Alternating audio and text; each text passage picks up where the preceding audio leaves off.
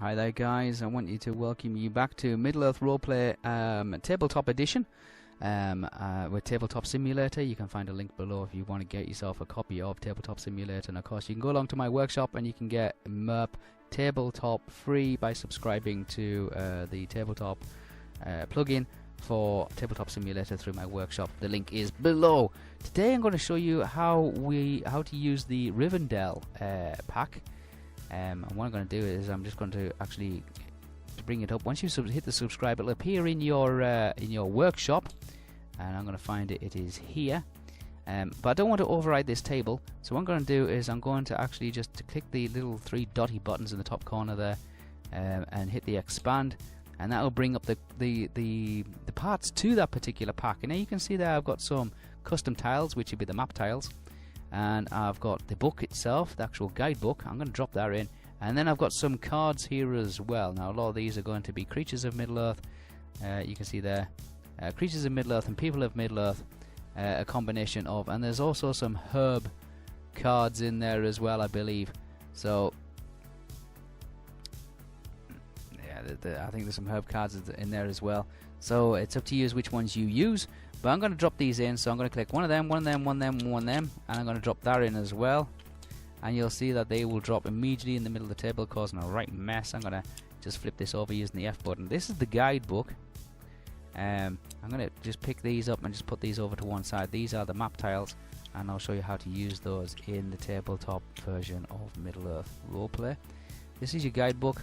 And you can read the guidebook by simply just hovering over it, and it says the pages 1 to 5. 1 is the cover page, and you can flip it and see there's the reverse. And by pressing 2, you can see it brings up that relevant information. Again, I can flip the page and I can read the map that's on the back. 3 is a map again, and I can see it, and then the details on the back. And you can see you can get the whole information about the descriptions of what's in each of these rooms as such. And there's a nice little tribute to JR Tolkien on the back there. You might think, oh, this is pretty small, I need to zoom in and all the rest of it. You hold down Alt, you can actually bring up that page itself, and if while holding down Alt, I can actually flip through the pages and make life a little bit easier for you guys. Hold down Alt still, and I can flip the pages and read the observe side as well. So there we go. If you don't want to be able to do that, and you want to just be able to put it to one side, and you want to be able to still keep an eye on the table, you can always use the magnify button here, and you can see that I can zoom in on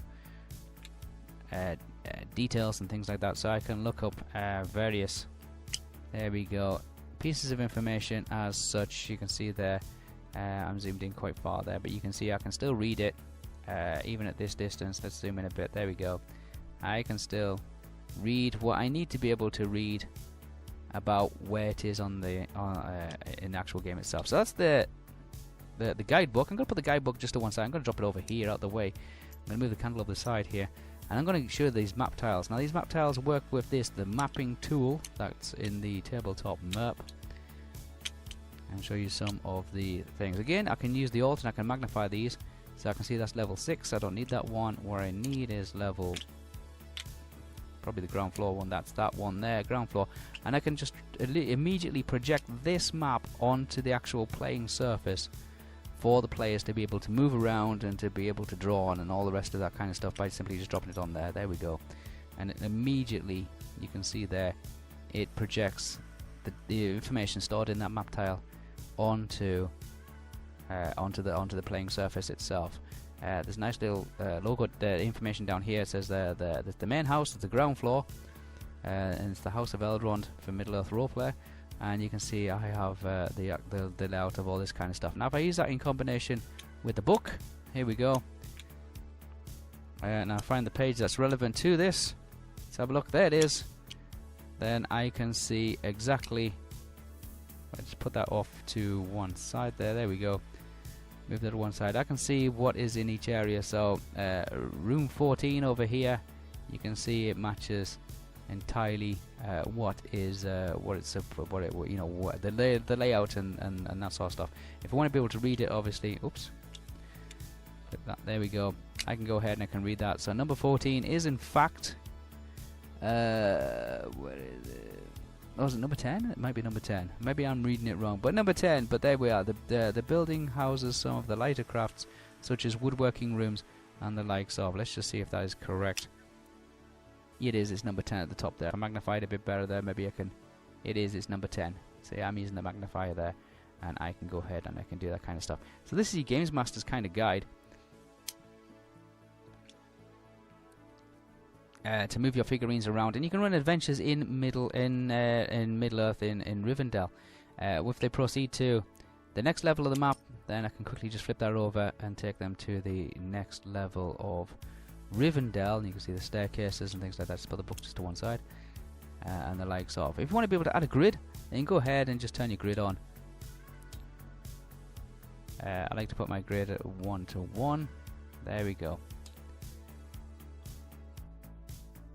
And then if you want to be able to actually go ahead and use your figurines as well, then you can do so just by going to the game. They're going to the workshop, and let's add some of the elves of Lorien and Rivendell here. Again, use the expand button and choose which ones you want to drop in here. I'm going to drop this High Captain in here. Why not? There he is. I can see him there. He's a little big, so I'm going to just shrink him down using the minus button, and I'm going to drop him in just about there. There we go. So you can use your figurines, and you can use the maps of Rivendell with the guide. If you want to be able to use some of the actual the cards as well, then don't be afraid. So if you want to bring up some information about the people of Rivendell, let's see if we can find somebody interesting. I'm not sure who. Let's take a look. Who can we add? I don't know who all these people. I'm going to click that one there. There we go. What is this one? Oh, it's a direwolf. I've actually added a direwolf there, so I've got the card for a direwolf. Again, they're usable by the Games Master. This is level 4. It's got 80 hit points, DB 45, attacks in cooperative groups. Its attack is a 75 large bite, 45 medium bite, encountered in 2 to 20. And the Games Master can actually use that as a reference tool. You can see there as a reference for quickly being able to actually bring encounters into it as well. So hope that's a little bit more helpful to you guys, how you actually use the tabletop version of Middle Earth roleplay. Remember, you can use it in your combination with all your gold pieces, your silver pieces, your status effects, and your targeted status individuals. Let's pull one of these out for our little friend over here, the little elf man. Where's he at? There he is here. Oh, he's wet. He's been out in the rain. I'm going to shrink it down just a touch. I'm going to make it the same size as, and just going to drop him. Oop, there we go. Drop him on top of it, and there we go. He's now got a wet status. Hope that's been helpful, guys. And if you need any more help with using the resources that I keep on pushing out, or if there's any special type of resources that you need or require, then please feel free to get in contact. Until next time.